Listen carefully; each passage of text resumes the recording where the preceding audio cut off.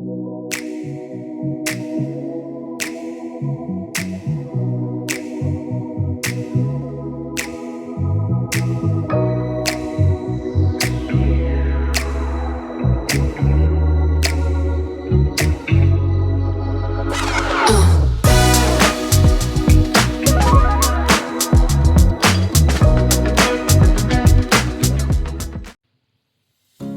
家好，我係風仔。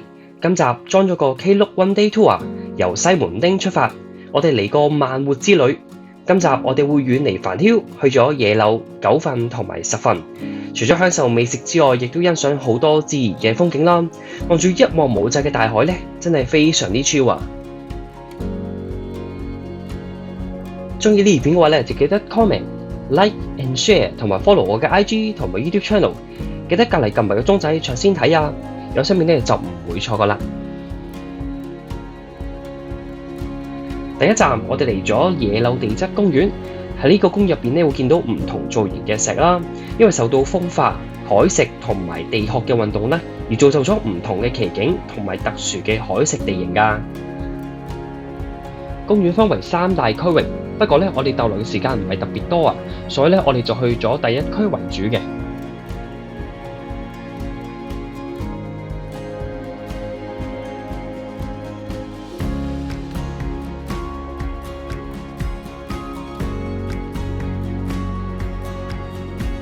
喺第一區入邊咧有個別名叫做俏皮公主，好似咧綁住馬尾嘅造型咁噶，人氣非常之高，好多遊客咧會揾佢影張相留個紀念噶。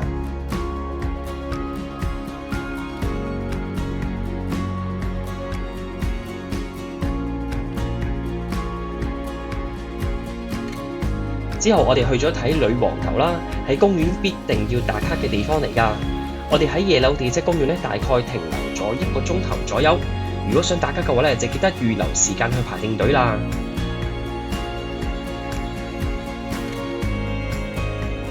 我哋之後差唔多搭咗1個鐘頭嘅車程咧，去咗睇十份嘅瀑布啦。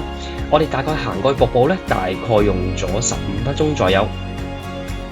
喺公園入邊咧有個地圖嘅，亦都 show 到咧唔同觀賞瀑布嘅位置啦。不過咧，我就覺得咧喺下邊正面望瀑布咧係壯觀好多倍嘅。同埋觀賞平台嘅位置咧會較為多樓梯級嘅，所以咧行動不便嘅人士咧就要留意下啦。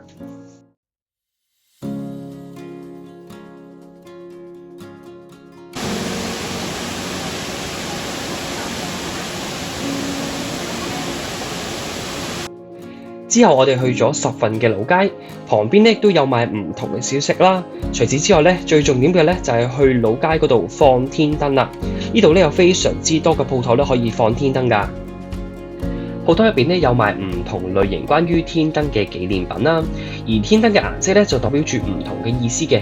而我咧就一定會揀紅色啦，因為紅色就代表住身體健康、合家平安嘅意思。亦都祝願每一位身體健康、心想事成、旅程順順利利。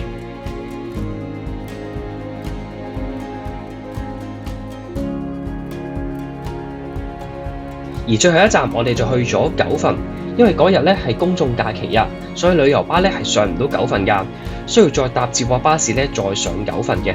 不過咧今次我覺得算好好彩啊，因為之前咧我去九份嗰陣時候咧，全部都係落雨天嚟㗎。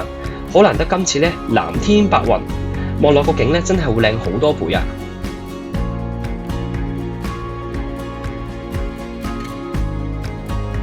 喺七仔隔離嘅巷仔行入去咧，會見到唔同嘅小店嘅，沿途咧都會見到唔同款嘅小食啦，同埋手信咧可以買得到㗎。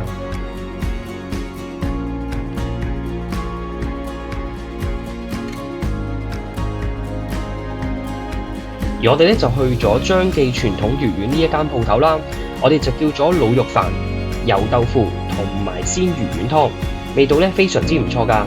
魚丸咧好彈牙，而且咧滷肉飯嘅味道咧啱啱好，唔會太鹹，幾個人 share 都冇問題㗎。